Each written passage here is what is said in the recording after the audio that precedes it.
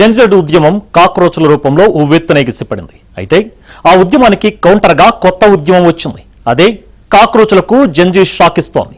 Lucknow university బయట గోడలపై paintings వేయటం మొదలుపెట్టింది. 2017కు ముందు జంగిల్ రాజు ఉండేదని, ఇప్పుడు అభివృద్ధి జరుగుతోందంటూ ప్రభుత్వ అనుకూల ప్రచారం మొదలుపెట్టింది.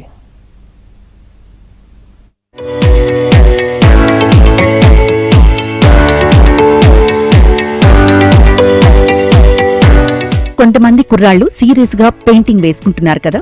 ఇదే లక్నో యూనివర్సిటీ.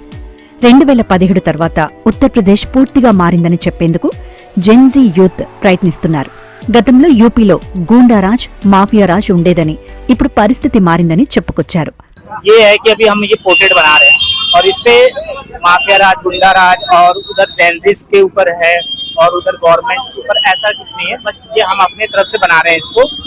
और इससे हम पहले जो यूपी था, पहले कैसा यूपी था अपना, आप सब जानते ही हैं।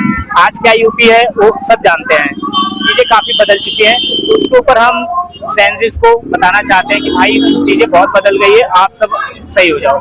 2017లో యూపీ సీఎంగా బాధ్యతలు చేపట్టాక యూపీలో రాజకీయం మారిందని, ప్రజలు ప్రశాంతంగా బతుకుతున్నారని జెన్జీ చెప్పుకొచ్చారు. మాఫియా రాజ్ స్థానంలో రూల్ ఆఫ్ లా వచ్చిందని చెప్పుకొచ్చారు. वॉल पेंटिंग के जरिए हम लोग दिखा रहे हैं कि हम लोग यूथ के साथ हैं और आर्ट स्टूडेंट हैं, तो हम लोग इस तरीके से ही साथ दे सकते हैं, तो ये दिखा रहे हैं हम लोग। मैसेज में मतलब हम लोग बता रहे हैं कि जिन चीजों की जरूरत है, जिस तरीके से सीजेपी प्रोटेस्ट में जो मैसेज चल रहा था वही मैसेज हम लोग भी दे रहे हैं। और सरकार इसमें जो समझ ले रही है, उन्हें लगता है कि हाँ ये बनाया गया है, वो क्या समझती है वो लिखता है। ఒకరిద్దరు కాదు, చాలా మంది కుర్రకారు వచ్చి యూనివర్సిటీ గోడలపై ప్రతిభను చాటారు. వీరు వాల్ పెయింటింగ్స్ ద్వారా ఆకట్టుకునే ప్రయత్నం చేశారు. రంగదే బసంతి థీమ్తో పెయింటింగ్స్ వేశారు.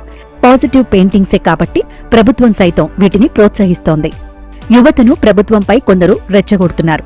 లక్నోలో మాత్రం పాజిటివ్ మైండ్ సెట్ వైపు మళ్లిస్తామంటున్నారు యువకులు.